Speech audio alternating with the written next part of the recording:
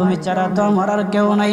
আল্লাহ গো, তুমি যদি মাফ না করো কে আমাকে মাফ করবে? তুমি যদি মাফ না করো কে আমাকে মাফ করবে?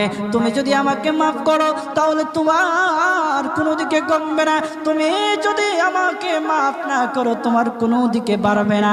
আল্লাহ গো, তুমি আমাকে মাফ করে দাও। সারাটা জীবন অন্যায় কাজ করেছি, সারাটা জীবন নাফরমানি করেছি, আমার কাছে কালেমার দাওয়াত কম আসে নাই, আমার কাছে কালেমার দাওয়াত কম আসে নাই, আমাকে লোকেরা কম বোঝায় নাই। ওগো আল্লাহ, তুমি আমাকে মাফ করে দাও। মাফ না করলে কোথায় যাব, কার কাছে যাব?